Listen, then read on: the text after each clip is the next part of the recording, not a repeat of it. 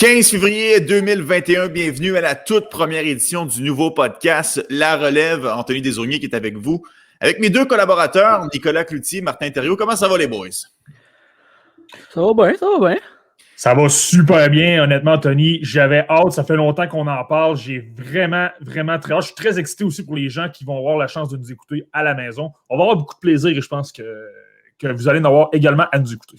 Eh bien oui, une toute première pour La Relève. Ça consiste en quoi, ce nouveau podcast? C'est un podcast dans lequel on veut parler des espoirs, on veut parler des jeunes qui nous font triper, ceux qui ont déjà été repêchés ou ceux qui sont déjà affiliés avec une équipe de la Ligue nationale ou ceux qui n'ont pas encore eu la chance de voir leur nom être sélectionné lors d'un encan. On parlera un peu des équipes de la Ligue junior majeure du Québec, un peu partout, l'Ontario, l'Ouest, mais aussi à travers différents pays de la planète. Prenons le temps tout de même de se présenter. Nicolas, tu as la chance de faire des segments à Jean-Charles les mercredis dans le cadre des recrues. On peut aussi te lire au tvasport.ca, une expérience qui te fait en sorte que tu connais de plus en plus les prospects. Ouais, ben écoute, durant la pandémie, s'il y a pu avoir un peu de positif à ça, je te dirais, c'est que tout le monde avait l'occasion de répondre au téléphone parce que c'était bien juste ça qu'on pouvait faire. Hein? Fait que, ouais, on a eu plusieurs discussions, je te dirais, avec des gens, des recruteurs, des entraîneurs de la Ligue junior. J'avais fait justement un repêchage simulé avec les recruteurs au cours de l'été, puis ça avait été super intéressant. Fait que de fil en aiguille, on parlait avec plusieurs hommes de hockey. Fait que je veux dire, de temps en temps, je vais peut-être pouvoir plugger une discussion que j'ai eue off the record avec quelqu'un, whatever. Tu sais, quelque chose qui peut amener un certain insight, là, une petite affaire de plus. Là. Ça, les mots off the record, ça sonne très doux à mes oreilles. J'aime ça. Et toi, Martin, on a eu la chance de t'entendre aussi sur les ondes de TVA Sport. Tu as fait plusieurs reportages, notamment sur différents espoirs. Donc, tu pourras apporter aussi cette expertise à notre podcast. Oui, bien évidemment. C'est ce qui est le fun un peu avec le podcast, c'est que Tonic, qui vient justement de le dire, là, que lui va vraiment plus apporter les niveaux entrevues, parler avec les recruteurs, les entraîneurs, etc., va nous apporter vraiment c'est quoi un peu le feeling derrière les joueurs. Moi, je dirais que c'est beaucoup plus au niveau de l'analyse vidéo, de l'évaluation des espoirs que je vais regarder ça.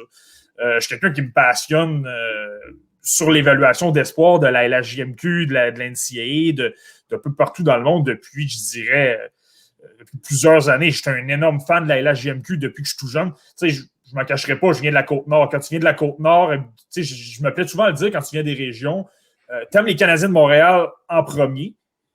Puis par la suite, la deuxième chose, c'est les équipes de hockey junior, que ce soit le Drakkar à Bécomo, que ce soit les Saguenay à Chicoutimi, que ce soit les Foreurs à Val-d'Or. Tu comprends un peu le principe, Anthony. Ben oui, c'est sûr, à cause de la proximité de ta maison, c'est tout à fait normal de suivre l'équipe de la Ligue junior majeure du Québec. J'ai fait la même chose avec les Cataractes quand j'étais jeune.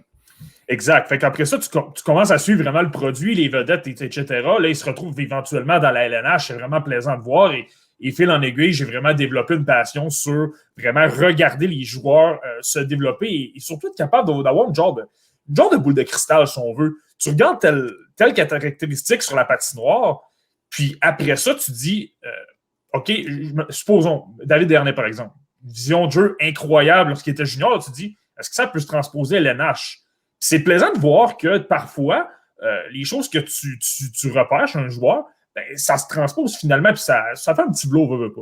Fait que c'est plaisant, puis c'est ce qu'on va essayer c'est ce que je vais essayer d'amener comme expertise là, par le biais de ce podcast. Puis on va s'amuser ensemble là-dessus parce qu'on ne se proclame pas expert, mais on veut s'amuser, on veut partager nos connaissances avec vous à la maison. Et parlons-en des jeunes, ça allait de soi qu'on commence le podcast aujourd'hui puisque le Rocket de Laval a disputé ses 2 premiers matchs de la saison régulière au cours de la fin de semaine. 2 victoires, 2 belles victoires de 5-1. Et je pense qu'on s'entend tous là-dessus. Un joueur qui a marqué les esprits. Il disputait ses tout premiers matchs dans les rangs professionnels. Et il a même marqué samedi, Raphaël Harvey-Pinard. Qu'est-ce que vous avez pensé de son match, les boys? Je vais commencer. C'est drôle là, parce qu'à TVA Sport, on a eu cette espèce de grosse discussion-là pendant l'été. Tu sais que t'es calé espoir, calé hockey quand on a un méga débat sur le fait que Arsène Kissamoudinov a eu un contrat d'entrée de 3 ans et pas Raphaël Harvey-Pinard qui lui avait eu un contrat de la Ligue américaine. Ça avait provoqué un méchant débat à TVA Sport dans les espèces de Zoom de job qu'on faisait là, pour le fun pendant l'été. Fait que c'est ça. Je vais peut-être perdre mon pari avec Doomer parce que Samu Dina n'a pas joué encore. Mais Raphaël Harvey-Pinard, honnêtement, je dois dire, toujours un peu sceptique parce qu'il n'y a pas un coup de patin en tout casser. Mais l'éthique de travail est là. Et il y a quand même certaines habiletés. Il y a des mains rapides autour du filet, mais tabarouette, je veux dire. Le gars, là, il connaît une seule voie sur la patinoire, puis c'est direct au filet. Je me rappelle d'un jeu de Jordan Wheel où il ne s'est même pas posé la question. Il a quasiment foncé sur le gardien, tu sais. Il se pose pas 2-3 questions, Raphaël Harvey-Pinard. Il voit l'autoroute. L'autoroute mène tout de suite au filet. Il apprend. Puis c'est cool. Je veux dire, son jeu se transpose bien jusqu'à maintenant. J'ai pas l'impression de voir un joueur de petit gabarit qui a besoin d'une adaptation. Il est tellement combatif. Il a un bon hockey IQ aussi. Honnêtement, là, c'est difficile de ne pas entrevoir un rôle au moins de réserviste dans la Ligue nationale à long terme, je dirais. Mais c'est intéressant parce que tu as dit le terme de s'adapter, puis il m'a pas paru nerveux. J'avais pas l'impression de voir un jeune qui en était à ses premiers pas dans la Ligue américaine. Je l'ai trouvé efficace, je l'ai trouvé en confiance et non seulement il a marqué, mais il s'est créé quand même plusieurs chances de marquer. Toi, Martin, qu'est-ce qui t'a marqué dans son jeu? Ben, écoute, Raphaël Harvey-Pinard, vous parlez les gars d'adaptation, vous dites ça n'a vraiment pas été compliqué pour lui. Le premier match dans la Ligue américaine, c'est comme s'il avait joué là pendant 5 ou 10 ans. Mais un joueur comme ça démarque par son éthique de travail constamment. C'est pas compliqué. Lui, là, il arrive sur une patinoire, puis le seul objectif qu'il a, c'est se retrouver au filet, puis espérer que la rondelle pénètre, là, mais créer des choses. Puis ça va être ça, Raphaël Harvey-Pinard. C'est pas quelqu'un qui va marquer 50 buts. C'est pas quelqu'un qui va faire des montées à l'emporte-pièce, qui va être dans les top 10 de tous les bulletins sportifs. Puis je pense que c'est seulement ça qu'on a pu voir en fin de semaine. On a vu du bon vieux Raphaël Harvey-Pinard, qui n'a pas besoin d'ajustement, qui est déjà prêt à faire face à la musique, qui a peur de personne parce que c'est son style. C'est quelqu'un qui n'a pas froid aux yeux plutôt. Puis c'est intéressant parce que j'entendais Joel Teasdale ce matin en entrevue. S'est fait questionner par rapport à Raphaël Harvey-Pinard, puis lui, il disait, au niveau junior, lorsque je jouais avec l'Armada de Blainville-Boisbriand et qu'on affrontait Rouyn-Noranda, où jouait Raphaël Harvey-Pinard, ben, il disait c'était vraiment un petit tannant. On était tout le temps, toujours tanné de l'affronter.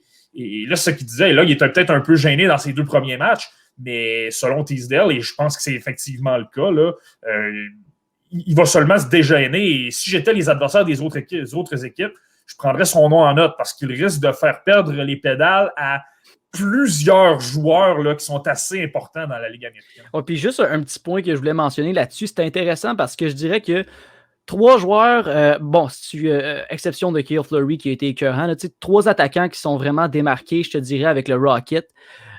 C'est Joel Teasdale, Raphaël Harvey-Pinard et Jesse Ilonen. Et je te dirais que ces 3 joueurs-là, on pourrait peut-être espérer les voir jouer un rôle dans le bottom 6 du CH à moyen ou à long terme. Je sais que Ilonen, on le voit, il est pressenti un rôle dans le top 6 si tout va bien. Mais mettons que tout ne va pas bien pour lui, c'est un joueur qui peut facilement se reconvertir dans un rôle de profondeur avec sa vitesse, je crois. Alors, je trouve ça intéressant parce que c'est 3 joueurs qui ont un bon début cette saison et qu'on pourrait peut-être voir avec le CH éventuellement au sein d'un 3e ou d'un 4e trio. Mais parlons-en de Jesse Ilonen parce que c'est sûr que c'est un joueur, c'est un choix de 2e tour du Canadien, puis on le sait à Montréal, le repêchage est suivi avec beaucoup d'attention, énormément de pression qui vient sur les joueurs qui sont sélectionnés rapidement dans le repêchage. Je regardais ses chiffres à Ilonen, il y a 2 ans, 27 points en 53 matchs. L'année dernière, 22 points en 53 matchs. Cette année, seulement que 7 points en 21 matchs avant d'être transféré du côté de Laval. Il y a tout de même une baisse de production dans son cas. Est-ce qu'on voit qu'il plafonne ou est-ce que vous attendez à ce qu'il soit capable d'être en mesure de s'adapter au style nord-américain? Je pense tout simplement que son jeu, sans vouloir manquer de respect à Jesse Ilonen, je pense que c'est un très bon joueur, mais je pense qu'au niveau offensif, c'est pas nécessairement le joueur qui en a beaucoup à offrir. Donc, c'est sûr que si tu le prends à 18-19 ans, où il faut seulement qu'il s'habitue au physique et au rythme de jeu et à la vitesse de la Liga finlandaise, ben, c'est peut-être. Et avec le style qu'il a, c'est pas nécessairement au niveau offensif qui va vraiment se démarquer. Donc, peut-être pour ça que la progression n'est peut-être pas super super élevé. Quoi qu'il en soit, Nick en a glissé un petit mot. Son coup de patin est assez intéressant. On le sait, les gars, vous le savez, là, la LNH, c'est une ligue de vitesse. C'est une ligue de coups de patin. Tu peux ne pas avoir toutes les plus belles habiletés possibles, mais si tu as un bon coup de patin, tu vas être capable de faire quelque chose. C'est un 4e trio pour faire de l'échec avant. Si tu as seulement un coup de patin, ça va être parfait parce qu'après ça, tu peux seulement envoyer des rondelles au gardien, essayer de s'installer en zone adverse. C'est beaucoup plus efficace. Je pense que Ilonen peut être très bon là-dessus. Il a un bon coup de patin. Il y a quand même un certain sens de jeu. Là. Ça, c'est quand même assez intéressant. Mais de là à dire que ce joueur-là va être capable de transposer un jeu de créativité, je ne veux pas le comparer à McDavid ou à Matthews, là, mais du sens qu'il peut produire dans la LNH, ça, je suis moins certain. J'ai le goût de penser qu'il va peut-être être plus un joueur de 3e ou 4e trio. Si je peux rebondir sur ce que tu as dit, Marty, là, je mentionnerais un joueur, Kasperi Kapanen. Je pense que les Canadiens en interne, ces joueurs qui ont identifié, ils se sont dit, si tout va bien pour Yossi Ilonen, puis tout se passe à merveille dans son développement, ben écoute, on a peut-être un joueur comme Kasperi Kapanen. Kasperi Kapanen, c'est une fusée là, sur 2 patins, là. Mais je veux dire, il n'y a pas les mains les plus agiles. Mais je te dirais même peut-être qu'Ilonen a plus de mains, là, peut-être un moins bon tir, mais ça, c'est une autre histoire. Là, je divague un peu. Là.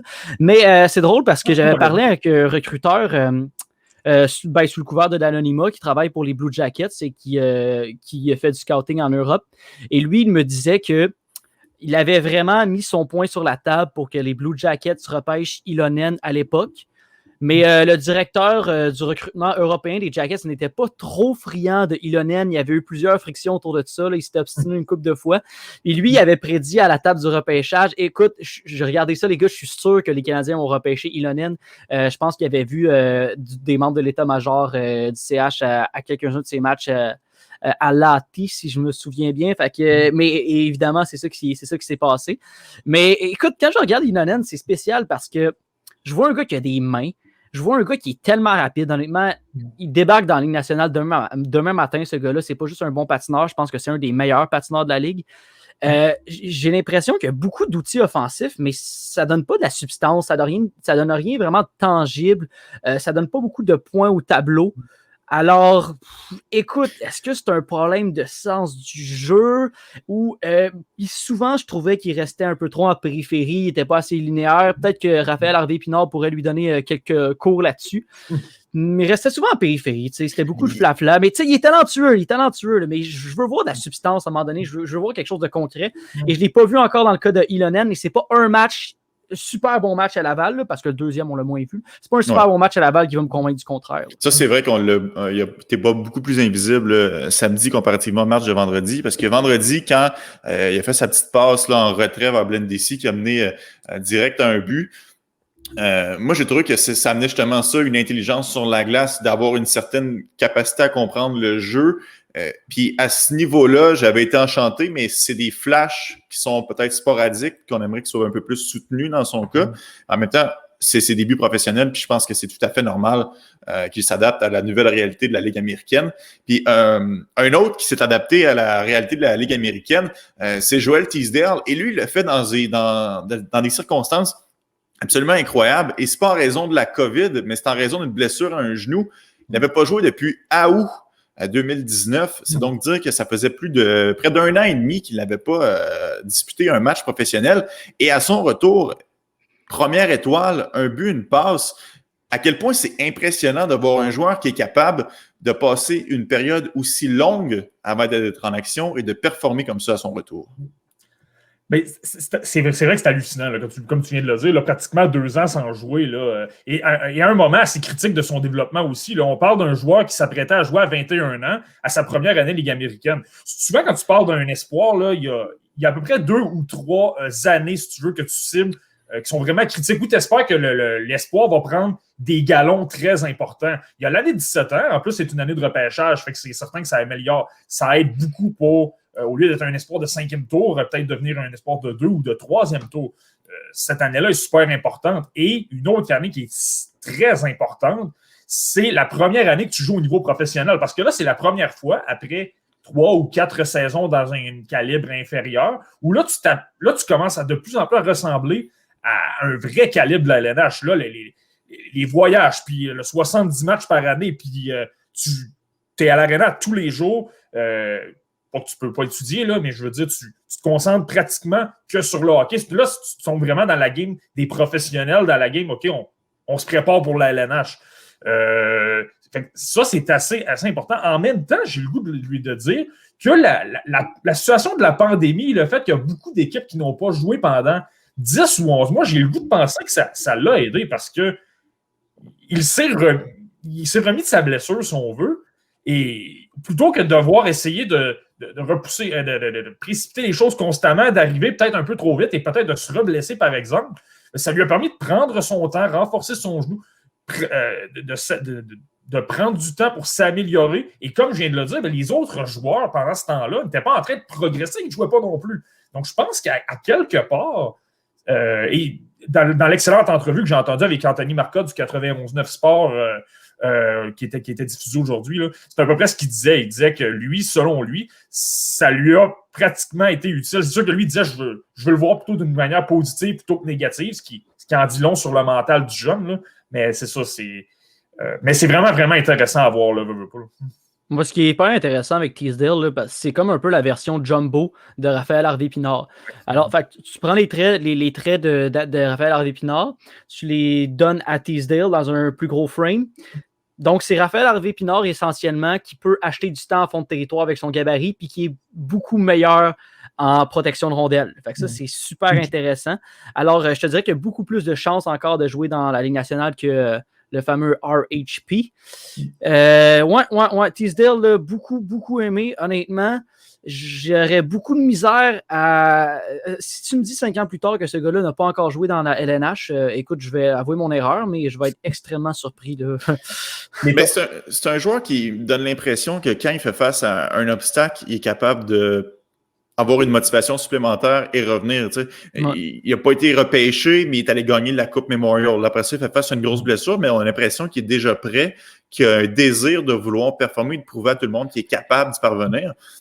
Puis pour vrai, une blessure à un genou, c'est bien quelque chose qui peut ralentir un joueur pour faire en sorte qu'il va être plus hésitant sur la patinoire, va peut-être éviter les contacts à son départ, distribuait les mises en échec, faisait sentir sa présence. Puis tu le disais, Nick, en protection de rondelles, me faisait un peu penser à un mieux à Montréal et est capable de bien protéger le disque, se sert de son gabarit. Honnêtement, il était tout sauf rouillé. C'était vraiment impressionnant. J'étais vraiment satisfait de son jeu. Mais je veux renchérir sur ce que le point de Nick qui disait lorsqu'on parlait d'Ilonen, il parlait d'un potentiel quatrième trio, Ilonen, Teasdale et Harvey-Pinard. J'aime pas nécessairement le rôle. Moi, j'aime ça voir un trio. Les éléments du trio vont apporter un aspect complémentaire qui vont se compléter à chacun. Et quand Nick dit ça, moi, je trouve que c'est quand même intéressant. Parce que tu as Ilonen qui a un bon coup de patin, peut aller en échec avant, prendre des rondelles, parce que comme vient de le dire, c'est un des gars avec le meilleur coup de patin. Donc le 3/4 du temps devrait arriver le premier sur la rondelle. Là, après ça, peut essayer d'alimenter un Teasdale qui, lui, sa grosse force, c'est d'être physique dans les coins. Ben, c'est physique, c'est pas lui qui ramasse tout le monde, là. Mais c'est le gars qui va je comprends ce que tu veux dire. C'est ça. C'est lui qui va ressortir avec la rondelle, qui va être capable après ça, de circuler la rondelle, que ce soit au défenseur. Et après ça, ben, tu as un Harvey-Pinard qui, lui, son ADN, si tu veux, c'est se retrouver au filet. Donc, je trouve que pour un quatrième trio qui va se faire demander de tuer du temps, de mettre du temps en zone défensive, de faire travailler les défenseurs, d'amener de l'échec avant, c'est 3 gars avec des très beaux potentiels. Donc, je trouve ça intéressant quand tu dis ça, Nick. Mais je pense qu'on s'entend tous là-dessus, Marky, puis tu viens de le dire, c'est 3 gars qui ont du potentiel. Si on se transpose dans les bureaux du Canadien de Montréal, selon vous, lequel des 3 va atteindre la Ligue nationale en premier et lequel des 3 va avoir la plus longue carrière dans la Ligue nationale? Hey, tu nous mets on the spot, là. Je sais. Écoute, moi, je suis obligé de dire Ilonen. Parce que, on ne peut pas ignorer le fait que les choix de début deuxième tour, c'est comme les chats, là, au même titre que les choix de premier tour, là, ça a 9 vies. Il y a beaucoup de choses qu'il faut qu'ils se passent avant qu'ils n'aient pas leur chance, je te dirais.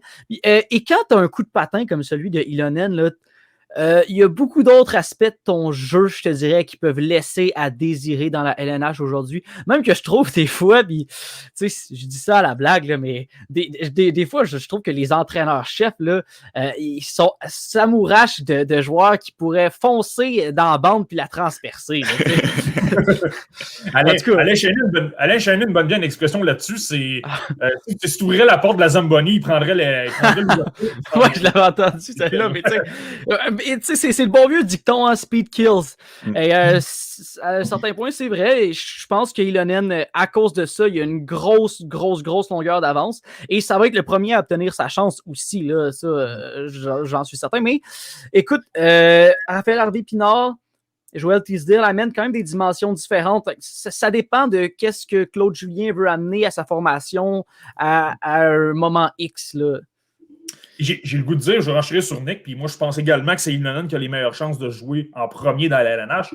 On ne se le cachera pas. Quand tu as une meilleure réputation en tant que joueur, si tu veux, c'est plus facile après ça pour l'entraîneur d'essayer de te donner une chance. Ilonen, c'est quand même un choix de deuxième tour. Donc, et comme on le disait, au niveau peut-être des habiletés individuelles, il est peut-être plus avancé que Teasdale et Harvey-Pinard. Donc, juste à ce niveau-là, peut-être que ça lui donne une chance de plus, contrairement à Teasdale qui, lui, n'a pas été repêché. Et Harvey-Pinard a été sélectionné en fin de repêchage. Donc, ça, c'est certain, selon moi, que ça joue en faveur d'Ilonen en partant. Ouais, mais Marty, tu connais la réputation des choix de 7e tour à Montréal. Les Jake Evans de ce monde, les Caden Primo, on les aime, les choix de 7e tour. Donc, il ne faut pas parier contre Raphaël Harvey-Pinard. Mais tout de même, 2 belles victoires du Rocket en fin de semaine. 2 victoires de 5-1. 2 victoires, étonnamment, qui se ressemblaient énormément. Dans les deux cas, un doublé. Blandesi vendredi, Veilleux samedi. On l'a mentionné, Teasdale et Harvey-Pinard ont tour à tour touché la cible. On s'est partagé le filet. Primo a récolté la victoire vendredi, tandis que c'est McNiven qui était derrière sa défensive samedi. Les Rockets vont croiser à nouveau le fer avec Belleville mardi et vendredi. Évidemment, c'est une saison COVID, là, donc 4 matchs de suite contre les Sénateurs pour amorcer la saison. On passe des espoirs du Canadien à un autre espoir du Canadien qui fait tourner bien des têtes. Probablement l'espoir le plus médiatisé à Montréal depuis belle lurette. Évidemment, je parle de Cole Caulfield qui s'alignait avec les Badgers du Wisconsin. Lui aussi a disputé 2 matchs ce week-end. Étonnamment, avant son match d'hier, avait une séquence de 12 matchs de suite avec au moins un point et il a été blanchi dans les 2 derniers matchs. Ouais, mais en même temps, je vais apporter un bémol là-dessus. Là, il affrontait une très bonne équipe. Là, c'était 2 matchs contre l'Université du Michigan, les Wolverines. Là. Je vais te nommer des noms qui jouent avec les Wolverines et tu vas te comprendre tout de suite. Owen Power, probablement, selon plusieurs, le meilleur espoir pour le prochain repêchage, le repêchage 2021. Tu as Matthew Beniers qui devrait également être choisi top 10. Tu as Cam Johnson qui est un bon candidat pour ça également. Et tu as des espoirs qui ont été sélectionnés assez tôt dans les repêchages. Bordelot, York. Exact. Brandon Brisson, tu as John Beecher, même des défenseurs comme Jacob Truscott sont assez bons. Donc, honnêtement, moi, j'avais vraiment hâte en fin de semaine parce que je me disais, ça, c'est des matchs baromètres, j'ai l'impression, pour un joueur comme Caulfield. De plus, les Wolverines, c'est une équipe super bien structurée. C'est une équipe qui est renommée dans le monde du hockey. Donc, c'était intéressant. Et pour vrai, là, ça fait 3 ou 4 rencontres que je vois Caulfield cette année. Et c'était de loin le match où il y avait le plus d'exécution, qui ressemblait plus à un match entre guillemets, de série, si tu veux. Ça, c'était vraiment intéressant à voir. Mais Nick, Martin dit que c'est un match baromètre. Et là, d'un autre côté, Caulfield est blanchi. Donc, qu'est-ce qu'on doit en tirer? Est-ce que ça veut dire que c'est un joueur qui est capable de performer seulement contre des équipes plus faibles et que c'est plus difficile contre des bonnes équipes? Non, parce que si je me souviens bien, là, il y avait 2 matchs qui avaient été diffusés à Télévision Québec de Caulfield contre une faible université. Là. Je ne sais pas si tu peux m'aider, Marty. C'est Arizona State. Oui, c'est ça. C'était une très faible université. Puis je sais que ça s'était très mal passé pour Caulfield. Ça avait été il y avait une séquence là, où il avait complètement raté son repli. Là, et il avait manqué quelques présences. Là. Tony Granato n'était pas content. Après, il avait rebondi contre une bien meilleure université. Non, honnêtement, Caulfield là, a une excellente saison. Et moi, ce que je trouve intéressant dans son jeu cette année, c'est que bon, d'habitude, c'est sûr que d'habitude, il jouait en maximisant ses forces quand Alex Turcotte était là. Donc, il trouvait les espaces libres, laissait Turcotte s'occuper des entrées de zone, d'orchestrer les jeux, tout ça. Pendant que lui, c'est ça, essayait de se faufiler dans la zone et se faire oublier. Mais là, vraiment, là, il y a une autre dimension à son jeu. Il essaye beaucoup plus d'orchestrer la sortie de zone, de manipuler la rondelle, de trouver des ouvertures lui-même, de repérer ses coéquipiers. Il devient beaucoup plus une double menace, là, parce que maintenant, l'adversaire ne sait pas s'il va utiliser son tir ou simplement passer la rondelle, l'aspire la couverture vers lui. C'est vraiment intéressant. Et c'est ironique parce que c'est peut-être pas la chose qu'il devrait faire dans la LNH, là. Moi, si je suis l'entraîneur de Caulfield dans la LNH, je voudrais pas nécessairement qu'il joue de cette façon-là, mais quand même, c'est une corde de plus qu'il a amené à son arc. Je pense que j'avais parlé avec Granato, il est fier de ça, il est fier d'avoir cette dimension-là dans son jeu maintenant. Et défensivement, même dans les 200 pieds, là, honnêtement, je vois vraiment pas le Caulfield de l'an dernier, beaucoup plus incisif en échec avant. Son coup de patin, là, honnêtement, il est solide, là. Un solide coup de patin, une bonne stride, la mécanique est bonne et fluide. Honnêtement, là, je veux pas être chauvin, là, mais je regarde ce que Alex DeBrincat a réussi à faire à sa première année à Chicago. La transition n'avait pas été si difficile que ça. Je pense que dans les bonnes conditions, là, je me demande quasiment si Caulfield pourrait pas peut-être prêter main forte au CH. Vers la fin de la saison, parce que ce qui est intéressant avec le calendrier, c'est que si les Badgers sont éliminés rapidement du tournoi du Big Ten, ça serait environ au mois de mars. Et à ce moment-là, les Canadiens auraient seulement une trentaine de matchs joués, là. Ils pourraient vraiment arriver dans la deuxième moitié du calendrier et possiblement avoir le temps de s'acclimater, avoir un impact en séries éliminatoires. Mais est-ce qu'il y a de la place à Montréal? Parce qu'on s'entend sur l'aile droite, on pense à des gars comme Armia, des gars comme Anderson, des gars comme Toffoli. Je veux dire, c'est bien beau de faire monter Caulfield, puis on s'entend, puis moi, personnellement, je m'attends à ce que Caulfield entre dans l'alignement une fois qu'un gars comme Tatar va avoir quitté sous d'autres cieux. Mais pour l'instant, est-ce qu'il y a de la place? On ne le fera pas jouer sur le quatrième trio non plus, là. Je dis pas que c'est ça, mais mettons, il y a une léthargie. Tu sais, Tatar a été laissé de côté, là. Je dis juste que c'est une option, puis ça peut arriver vite, hein. Arrive dans la formation, des bons flashs, ça va bien, il peut se tailler une place, en tout cas. Mais tu as un excellent point. Premièrement, comme tu l'as dit, la force probablement des Canadiens de Montréal présentement, c'est la profondeur. Si tu rentres Caulfield, je pense pas que tu veux Caulfield sur un quatrième trio. Tu veux Caulfield sur un troisième trio. Et là, qui tu tasses? Est-ce que tu tasses Tyler Toffoli? Est-ce que tu tasses Yoel Armia? Je pense pas. Je pense que des joueurs qui sont utiles aux Canadiens. Et l'autre facteur, que là, je vais revenir plus spécifiquement à Caulfield, c'est vrai qu'offensivement, il est spectaculaire. Il apporte à peu près tout sur une patinoire en ce moment au niveau de la NCAA. Mais moi, je ne détesterais pas, parce que je trouve qu'au niveau, là, c'est certain qu'il est 5 pieds 7, là, c'est sûr que ça ne l'aide pas, mais j'aimerais voir je pense qu'il y a des améliorations à faire au niveau physique, ça c'est un. Puis deux, j'aimerais ça le voir travailler un peu avec le Rocket de Laval. On parlait du Rocket, là. J'aimerais ça le voir avec Joël Bouchard, qui va insister sur les détails, sur l'exécution, sur le jeu défensif. On en parlait avec Caulfield, c'est à peu près un petit peu son point faible. Ouais, mais c'est amélioré sur son jeu défensif, Marc. Ouais, il est vraiment meilleur qu'il était. Ouais, exact. Ouais, non, il s'est amélioré, mais de là à dire est-ce que ce joueur-là est dominant à la LNH et qu'il n'est pas une nuisance à ce niveau-là, j'aimerais juste le voir travailler peut-être un peu avec Joël Bouchard. Quelques matchs, là, 15, 20 ou 25 rencontres, et à un horizon quelque part l'année prochaine quand supposons qu'il y a un blessé à Montréal ou tout simplement il y a une ouverture, là, Tatar est quand même joueur autonome. Oui. Mais vois-tu, Marty, c'est ça la beauté cette année, là. Il peut les jouer ces 15-20 matchs cette année dans la Ligue américaine et il resterait du temps au calendrier des Canadiens, là. Tu sais, si le tournoi du Big Ten, là, va finir quoi en mars, là. Fait, il peut aller les jouer ces 10-20 matchs. Si ça va super bien, les Canadiens sont en manque de buts, tu sais. Ces temps-ci, on a eu la misère à marquer des buts. Tu veux vouloir ramener une nouvelle dynamique dans ton line-up. Moi, je suis pas prêt à exclure la possibilité. Puis je dis pas qu'idéalement, il s'insère dans la formation tout de suite et ça va super bien. Mais je dis juste que c'est une option que je suis pas prêt à écarter. Là, parce qu'en avantage numérique, là, Suzuki, Caulfield, là, ouf. Ah, c'est sûr. Si on regarde les chiffres qu'il a mis sur le board cette année, c'est ridicule. Autant l'année passée, dans la NCAA, qu'on le sait, qui est une ligue extrêmement forte, c'est des hommes capables d'aller sortir des chiffres de 1 point par match. Cette année, 33 points en 21 rencontres, maintenant en 22.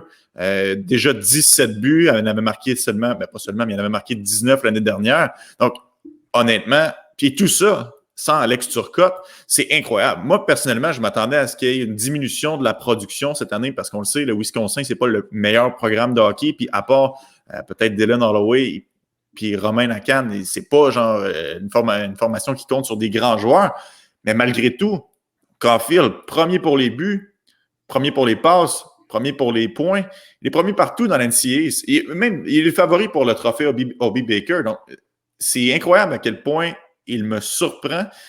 Il connaît vraiment une saison du tonnerre, puis je trouve ça dommage parce que la plupart des gens vont le voir jouer seulement lors du championnat mondial junior des États-Unis. Et pour une deuxième année de suite, ça a été difficile à ce niveau-là. Et là, les gens le lancent sur l'autobus déjà, sont prêts à lancer la serviette dans son cas. Puis je trouve que c'est tellement injustifié. Je pense qu'il y a des points à retenir aussi. Tu sais, quand tu parles de contexte, puis favorable ou défavorable, deux points par rapport à Caulfield. Tu l'as mentionné, là, Alex Turcotte est maintenant chez les professionnels. Et là, vous allez dire, OK, Dylan Holloway, c'est un choix de premier tour, etc. Mais Dylan Holloway joue sur le deuxième trio.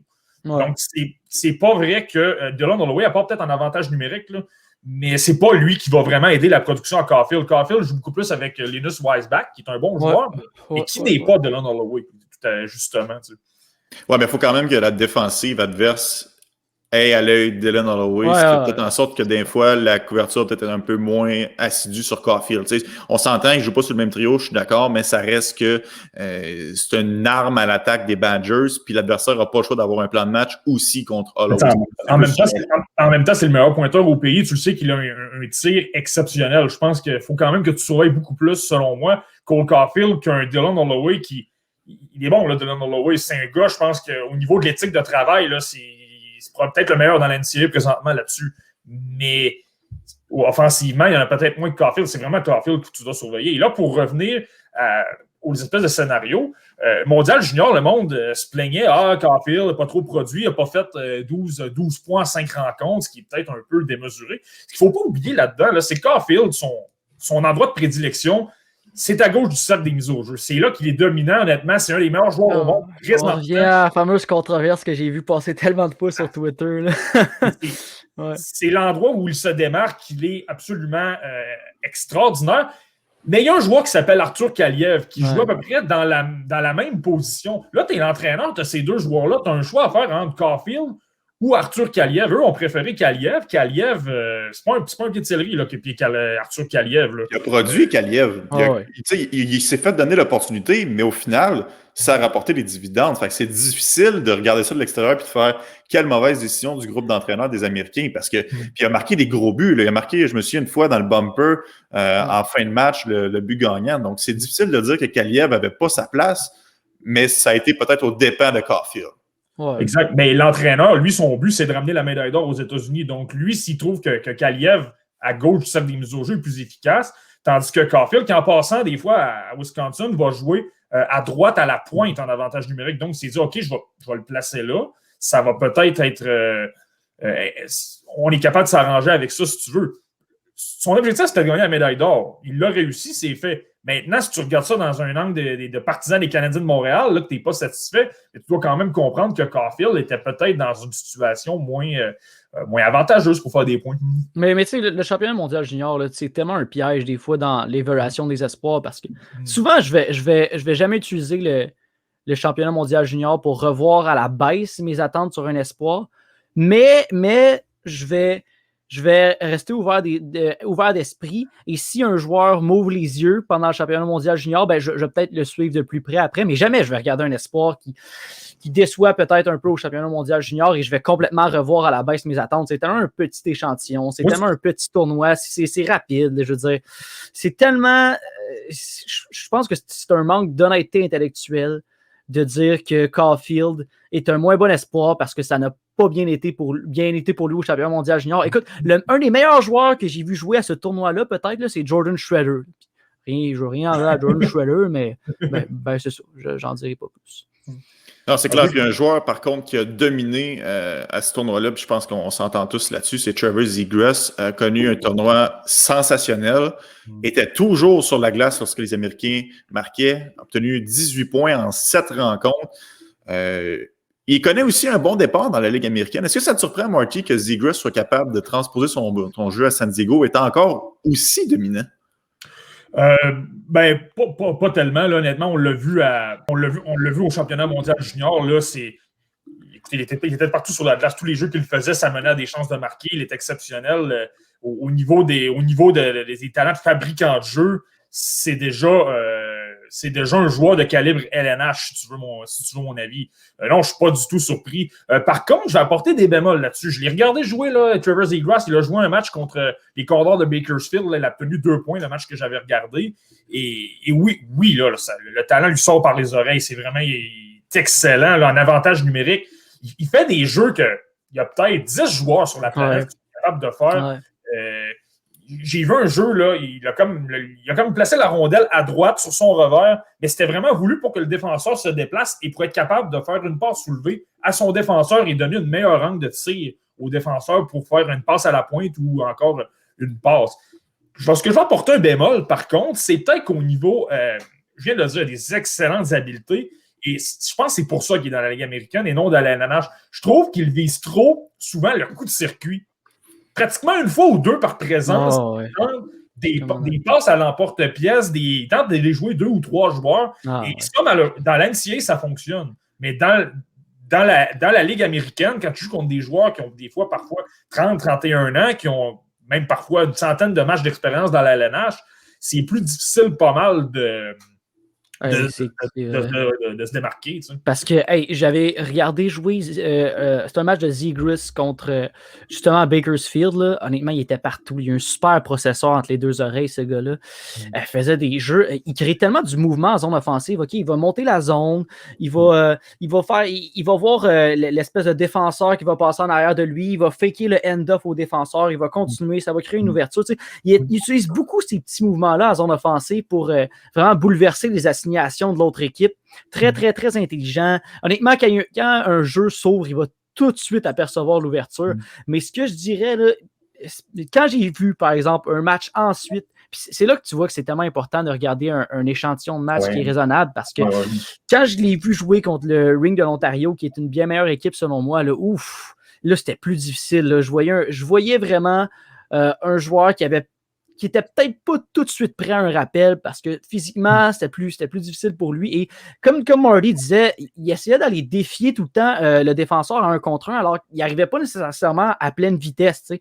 Je veux dire, si le défenseur est en train de transitionner vers le patin arrière, tu vois qu'il est en déséquilibre, ben oui, vas-y, attaque-le genre de front, essaye de l'exploiter. Mais souvent, tu sais, le défenseur le voyait venir, il était tellement prévisible, il essayait une feinte à l'emporte-pièce. J'étais comme, wow, OK, non. Tu peux pas faire ce genre de geste-là dans la Ligue nationale.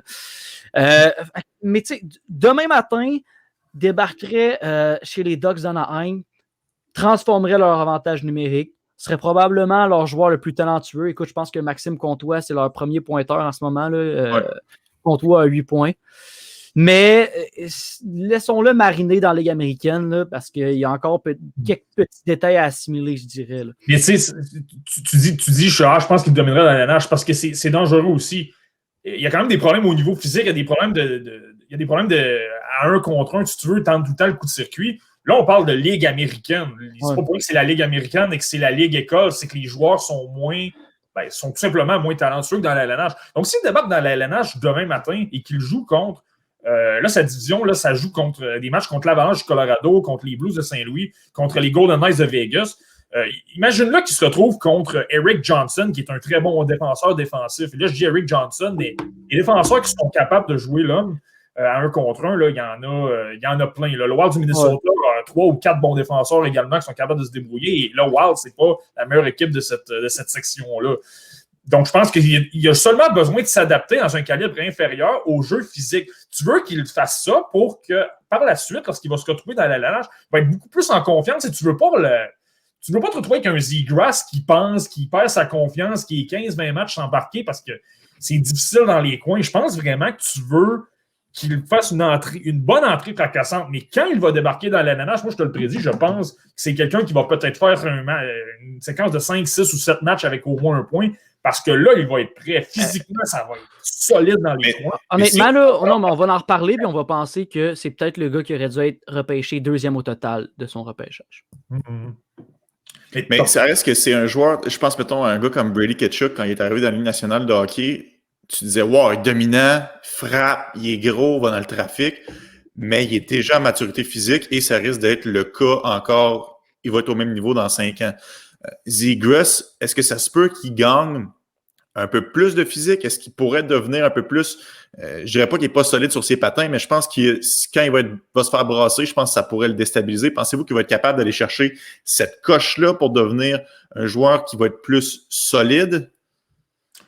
Moi, je suis aucunement inquiet. Comme je l'ai dit, là, faut pas oublier qu'il a 19 ans. C'est un joueur d'âge junior qui jouait dans la NCAA, qui est une ligue, là, je la compare au circuit junior canadien, qui est peut-être un peu moins physique. Donc là, si tu débarques dans la ligue américaine et que c'est moins physique, justement, je pense tout simplement que c'est seulement un apprentissage qu'il a à faire, de commencer à comprendre comment évoluer malgré le jeu physique, être capable d'absorber des mises en échec ou tout simplement les rouler. Il y a beaucoup d'excellents petits joueurs. Johnny Gaudreau, c'est probablement mon meilleur exemple que j'ai en tête, là, qui roule les mises en échec. Et tu me diras si tu vois souvent Johnny Gaudreau se faire frapper dans un match de hockey, et pourtant, il n'est pas très gros, Johnny Gaudreau. C'est le même principe. Tu sais. Au pire, tu ne vas pas jouer le porteur au corps, là, tu utilises ton bâton. Là. Je pense que c'est Claude Julien qui avait dit à Victor Mété, je ne veux même pas devoir faire une mise en échec, là, utilise son bâton. Là. Ça ne sert à rien. Mais c'est ça, juste pour venir à Zegras, il pourrait avoir le même gabarit dans 4 ans. Je ne serais pas inquiet. Comme on dit, c'est vraiment plus les petits détails qui restent à assimiler parce que son anticipation est tellement bonne, sa compréhension du jeu est tellement bonne, son sens du jeu est tellement élite que c'est pas grave. Là. Il sait avant tout le monde sur la patinoire où la rondelle va se diriger. Là. Fait qu'à partir de là, c'est pas un problème. Là. Je veux dire, il n'aura juste pas engagé physiquement les joueurs adverses et c'est bien correct. Là. Et je ne sais pas pour toi, Nick, là, mais moi, ce que je trouve intéressant en plus avec Zegras, rappelle-toi son année de repêchage. Rappelle-toi qu'est-ce qu'on disait sur Trevor Zegras. Trevor Zegras, là, on disait vision de jeu. Je me rappelle, j'avais fait un reportage pour TVA Sport là, qui se retrouve sur le tvasport.ca. Des séquences incroyables de jeu où il jouait l'adversaire, des passes que personne ne voyait. C'était absolument incroyable, mais c'était la seule chose. C'est un facteur-là qui était majeur, mais était peut-être moins complet, si tu veux. Le côté marqueur ne l'avait pas. Le côté défensif. C'est tellement vrai. Parce que j'ai été impressionné, là, je ne sais pas pour toi, là, mais j'ai été impressionné quand je l'ai vu au championnat mondial junior parce que je savais que Zegras était bon, mais il me semble que je ne l'avais jamais vu bon à ce point-là. Et quand Bob Murray l'avait fait signer son contrat d'entrée dans la Ligue nationale, il avait dit dans le communiqué, ou quelque chose du genre, c'est peut-être Friedman qui l'avait rapporté aussi, écoute, il est peut-être pas tout à fait prêt pour la Ligue nationale, mais on est excité. Comme pour dire, il est super talentueux, là, mais ça va prendre du temps avant qu'il soit prêt. Mais il est arrivé au championnat mondial junior avec une coche de plus.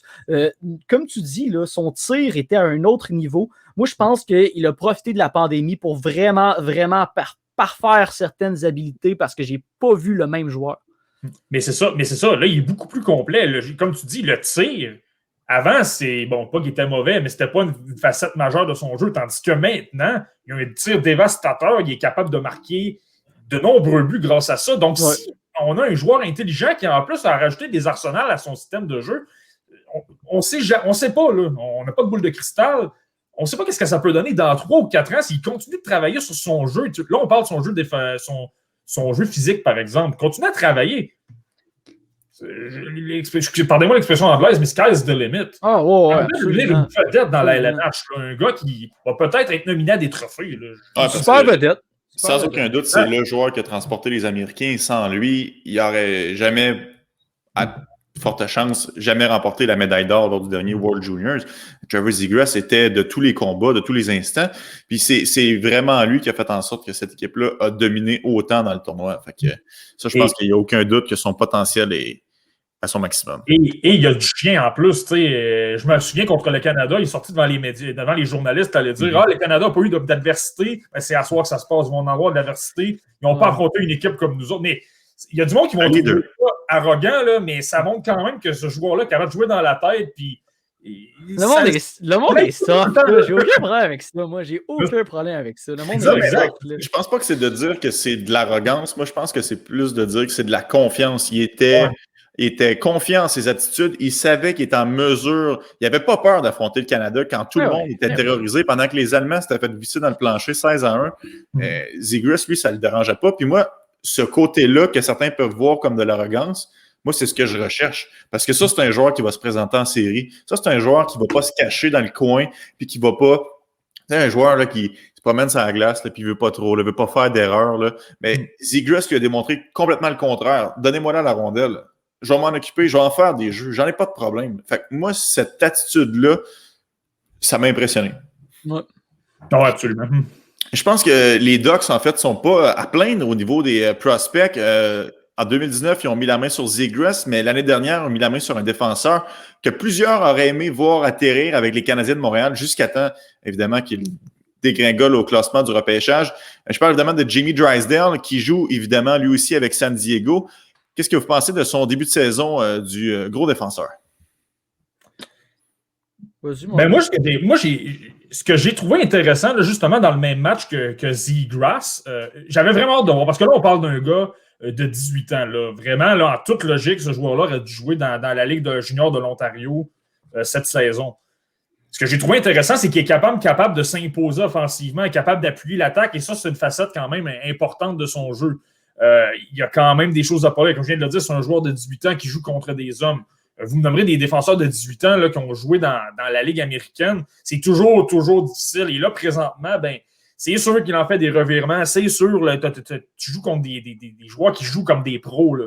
Donc, mais le côté offensif, là, j'ai pas détesté ça, là, de voir que contre des joueurs d'une meilleure qualité, il est quand même capable de se démarquer. Là. Mais évidemment, comme je viens de dire, étant donné son âge, ben, il y a du travail à faire, là, ça c'est sûr. Écoute, ouais, j'avais plus surveillé Zegras, je te dirais, mais c'était impossible de ne pas remarquer Drysdale par moment, là, parce que tellement fluide, là, tellement agile. Mais ouais, comme tu as dit, Marty, quelques affaires à travailler, mais honnêtement, il avait pas l'air fou sur la patinoire là, pour un défenseur de 18 ans dans la Ligue américaine qui n'est même pas supposé jouer dans ce calibre de jeu. Là. Très, très intéressant.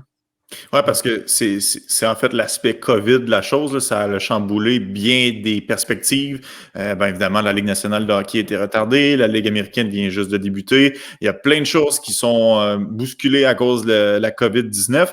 Et ce sera peut-être le cas aussi pour le prochain repêchage de la LNH. Pour l'instant, il y a 3 scénarios qui sont à l'étude. Ce serait soit le statu quo, donc de garder le repêchage qui se déroulerait en juillet cette année, soit de le repousser autour de décembre ou de janvier. Et il y a même une possibilité, une alternative qui est sur la table, de mettre les 2 repêchages, soit celui de 2021 et celui de 2022, à 2 jours d'intervalle, donc back-to-back. Moi, ça me jetait à terre quand j'ai entendu ça. Est-ce que vous pensez sincèrement que c'est possible que la QV 2021 et que la QV 2022 soient repêchées à 24 heures de distance? Ben... J'ai vu un autre scénario, par contre, là, qui disait, puis là, en passant, ça semble-t-il que plusieurs directeurs généraux seraient favorables à l'idée parce qu'ils ont moins de données pour évaluer les espoirs. Il y en a tout simplement qui ne jouent pas. Là. Les espoirs de la Ligue junior de l'Ouest, la Ligue junior de l'Ontario, là, ils ne jouent même pas de match. Et là, comme tu as dit, là, ça parle peut-être de quelques jours d'intervalle. Là.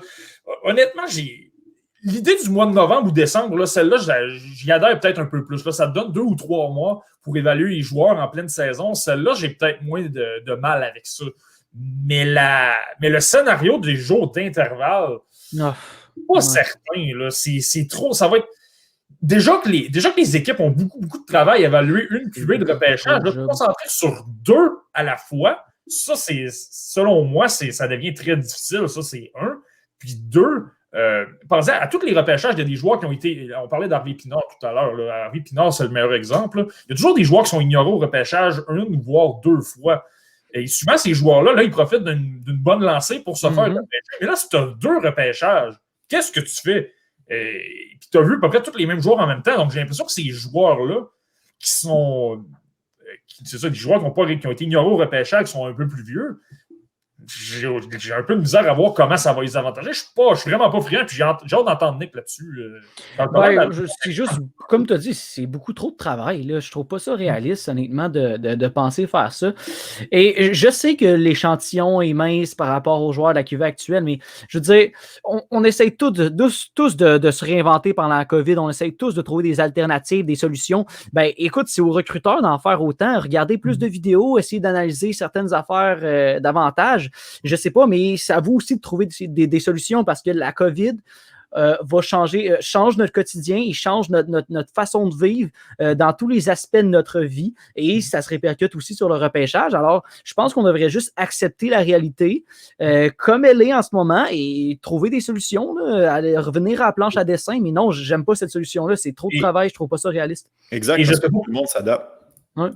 Et je sais pas pour toi, Nick, là, je vais juste prendre une liste là, aléatoire. Là. C'est même pas ma liste personnelle, là, c'est différent. Là. Je vais donner un exemple. Là. Mon point, là, c'est que tous les principaux espoirs 2021, là, ils ont tous joué des matchs là, depuis les derniers mois. On a tous pu être capables de les voir. On a tous pu être capables de voir une progression. Je vais donner la liste. Là, je prends Mayan et le Chill Draft, juste pour le plaisir. Là. Eux, ils mettent Matthew Beniers premier. Je l'ai vu jouer cet après-midi. Luke Hughes joue présentement avec le programme américain des moins de 18 ans. Power jouait tout à l'heure. Edvinson, en Suède, joue en Suède. William Eklund, excellente saison en Suède. Brent Clark a été super intelligent, est allé jouer en Slovaquie. Ken Johnson, j'en ai parlé tout à l'heure, il jouait également contre Wisconsin. Ouais, c'est ça, exact. Dylan Gunter a joué au niveau de la AJHL. Bon, c'était pas la meilleure ligue, là, mais il a quand même joué des matchs. Turati a joué en Finlande. Jesper Wallstedt a joué. Donc, tu vois, là, je suis déjà rendu au rang 11 et j'ai pu voir jouer tous ces joueurs-là. Je descends, là. Le premier joueur qu'on n'a pas vu cette année, c'est Chaz Lucius et c'est parce qu'il a une blessure présentement. Ouais. Et là, je descends, là, 15, 16, 17. Mason McTavish n'avait pas joué, mais il joue en Suisse. Je te dis, là, je vais descendre, là. Et le premier espoir qui n'a pas joué de match cette année, corrige-moi si je me trompe, là, c'est Francesco Pinelli, il est 28e parce que c'est un espoir de la Ligue junior de l'Ontario. Mais tous les autres, là, on a des données pour les voir jouer. Ben, si je me fais l'avocat du diable, je dirais qu'il y a certains espoirs de la Ligue junior de l'Ontario et de la Ligue junior de l'Ouest qui auraient pu se faire connaître si saison il y avait eu. Là. Mais bon, comme je dis, il n'y a rien qui est idéal là-dedans. Ces jeunes-là, s'ils sont si bons que ça, auront la chance de se reprendre et de se faire voir. Alors, allons de l'avant. Là, et... Exact. Moi, c'est d'un point de vue logistique, je trouve ça que ça va être extrêmement difficile à suivre parce que une équipe, mettons, dans la saison actuelle qui termine dans le cave, va repêcher dans les tops. Puis là, finalement, l'année prochaine, connaît une bonne saison, va te repêcher dans le bas. Là, on va avoir deux repêchages que dans une situation, on est en haut, une situation, on est en bas. Ça va être le festival dont on s'échange des choix. Ça va être parfait, je t'échange mon choix de 2 2021 contre ton choix de 3 2022 contre ton choix de 4 2021. Je pense que ça va amener son lot de complexité pour pas grand-chose. Tout le monde travaille avec les mêmes données. C'est pas comme si les recruteurs de l'Ouest avaient droit à des données que les recruteurs de l'Est n'ont pas. Tout le monde est dans le même bateau. Ce sera un repêchage qui sera un peu plus à l'aveugle. Et quand on regardera le repêchage dans 15 ans, on se dira comment ça qu'un tel joueur a réussi à glisser jusqu'en 5e ronde. Ben, ce sera tout. Puis je pense que c'est égal pour tout le monde. C'est égal pour tout le monde. Ouais, mais attends, là, peut-être que les Coyotes ont mené un combine là, en cachette, mais on ne sait pas. Là. Ça, c'est sûr. Mais je trouve ça dommage aussi pour le jeune parce que à Montréal, on est fou un peu de hockey. C'est de loin le sport qu'on suit le plus. Fait on va les connaître, les espoirs, mais le jeune qui se fait repêcher en 4e ou en 5e ronde d'une cuvée double, tu vas te battre contre peut-être 12, 14 espoirs qui sont nouveaux au prochain camp d'entraînement. Je pense à un gars comme Jack Smith qui a été drafté à Montréal. Là. On s'entend, c'est pas Sean Farrell. Là. C'est pas le gars qui fait tourner le plus les têtes. Là. Est-ce que ce gars-là ne va pas partir avec une longueur de retard parce qu'il ne va pas être comme assimilé dans un énorme bassin? Pour le jeune en tant que tel, je trouve ça plate parce que tu n'as comme pas ton moment à toi pour briller. C'est pas ton week-end. C'est comme faut que tu le partages. Et ça, je trouve ça vraiment dommage. C'est clair. Et tu parles d'opportunités pour des jeunes. Là, je vais revenir à One Power, qui est pressenti par plusieurs pour être le premier choix au total. On s'entend que les premiers choix au total, là, dans les 10 ou 15 dernières années, là, à moins d'une exception assez incroyable, là, c'est des joueurs qui jouent dans la LNH et qui sont capables de jouer dans la LNH. Je l'ai vu cet après-midi, là, on One Power, je te confirme qu'il est capable de jouer dans la LNH. C'est un joueur qui a un gros gabarit, qui a un bon coup de patin pour un défenseur de 6 pieds 6 ou 6 pieds 7. Là. Et c'est un joueur qui a des bonnes habiletés, je te le dis, il est capable de jouer. Donc, je trouve que ce serait un peu injuste pour One Power d'être privé d'un an de LNH. C'est le rêve de tous ces jeunes-là de jouer dans la LNH. Donc, pourquoi ne pas lui donner la chance de le faire le plus tôt possible? Là? Moi, il me semble que c'est un peu injuste pour ceux qui auraient une chance de jouer dès l'âge de 18 ou 19 ans. Là. Est-ce que ça se peut que ce soit un aspect plus, je dirais pas jusqu'à dire marketing, mais dans le sens qu'ils ne veulent pas reproduire un draft virtuel et ils se disent, regarde, on le tiendra pas cet été parce qu'on pourra pas maintenir l'événement, on pourra pas avoir les jeunes qui sont sur place, donc on va tenter de le repousser. Est-ce que ça se peut que ce soit cet aspect-là qui motive la Ligue nationale? Moi, je pense que la Ligue nationale suit vraiment de près ce qui se passe avec la vaccination aux États-Unis. Et c'est ça qui motive la décision entièrement. Là. On veut tenir un événement en personne pour avoir justement des revenus au guichet. T'sais, on dit que les revenus au guichet sont importants pour les matchs. Ils le sont aussi pour le repêchage. Là. C'est un gros happening. Là. Économiquement, c'est quand même assez intéressant. Et souvent, c'est une occasion de fraterniser pour plein de gens dans le milieu du hockey. Là. Je sais que Yannick Jean, entre autres, allait au repêchage juste pour tisser des contacts avec les agents de joueurs et les acteurs dans le milieu du hockey. Mais il y a un facteur qui est assez important aussi, là, c'est que, tu sais, Nick, tu as déjà vu du hockey par des vidéos sur Internet, tu as déjà vu des vidéos également sur place, là. C'est pas la même game du tout. Et ça, je pense que c'est surtout ça qui influence. Je vais donner un exemple, là. J'ai vu Dawson Mercer évoluer sur des bandes vidéo. J'avais aimé ce que j'ai vu. Et je me suis rendu, là, à l'époque, il était avec les Voltigeurs. J'ai été le voir jouer à Drummondville. Et là, quand tu le vois jouer sur place, tu as plus les yeux sur lui. Ouais. Supposons que tu le regardes sur Internet, la caméra va suivre la rondelle. Donc, parfois, tu ne vois pas nécessairement son jeu défensif, son positionnement. Là, c'est plus facile d'être capable de voir de la vitesse également par rapport à une bande de caméra, des fois, la qualité n'est pas toujours la meilleure. Là. Des fois, tu n'as peut-être pas la meilleure idée du coup de patin. Ah, ça, c'est sûr, Marty, mais je te dirais que ironiquement, là, à cause de la COVID, les recruteurs vont avoir vu plus de séquences des espoirs. Parce qu'ils vont avoir fait 100 fois plus de vidéos pour compenser justement le manque d'informations. Je veux dire, l'été dernier, là, les recruteurs, ils regardaient les séquences en boucle, là, ça n'arrêtait jamais. Là. Alors, à un certain moment, je ne sais pas à quel point tu vas réussir à rétrécir le fossé, là, mais je veux dire, tu peux aller quelque part avec ça quand même. Des jours. Vas-y, Marty. En plus, on parlait de la Ligue de l'Ontario, de la Ligue junior de l'Ouest qui ne joue pas présentement, mais en plus, la Ligue junior de l'Ouest a confirmé qu'elle va relancer ses activités quelque part au mois de février ou mars. Donc, là, il y a vraiment seulement l'Ontario. Donc, après ça, toutes les ligues ont joué, tous les joueurs ont pu voir de la glace. Il y a un point de référence pour tout le monde. Là. Je parlais de Gunter qui a joué dans les GHL. Ben, il va recommencer à jouer. Ça va être plus facile un peu. Ouais. Si je ne m'abuse, la Ligue de l'Ouest penche pour un calendrier de 24 matchs. On parlait tantôt que le championnat mondial junior, c'est un échantillon qui est très court. Est-ce que 24 matchs sera suffisant pour un espoir de se faire justice? T'sais, je veux dire, rapidement, là, la saison va tirer à sa fin. Si tu rates les séries, c'est terminé. Ben, moi, je pense que oui, 24 matchs, c'est suffisant. On s'entend, il ne faut pas que tu regardes son premier match puis tu ne le regardes plus jouer, là, l'espoir. Mais ça donne le temps de voir le joueur dans toutes les sortes de circonstances que tu veux voir. Comment il se comporte à domicile lorsqu'il dort dans son lit, qu'il mange dans sa maison de pension, qu'il est confortable. Comment il se comporte quand il est à l'étranger, ou là, il dort dans une chambre d'hôtel, qu'il ne mange pas nécessairement ce qu'il est habitué de manger. Et ça a l'air anodin, là, mais c'est quand même des petits détails que tu veux être capable de maîtriser et qui peuvent t'apporter de l'information sur un joueur. Devant des grosses foules, qu'est-ce que ça peut donner? Qu'est-ce que ça ne peut ne pas donner? Là, évidemment, probablement qu'il n'y aura pas de foule. C'est ça, il n'y aura probablement pas de partisans, là, mais ça reste des critères qui sont importants à voir. Et le voyagement, etc. Les 24 matchs, pour moi, c'est suffisant. Et en plus, ben, les matchs vont avoir beaucoup plus d'importance. Et moi, une chose sur laquelle qui me tient à cœur lorsque je regarde des espoirs, ben, c'est le joueur, est-ce qu'il se présente quand ça compte, quand le moment est intense? Là?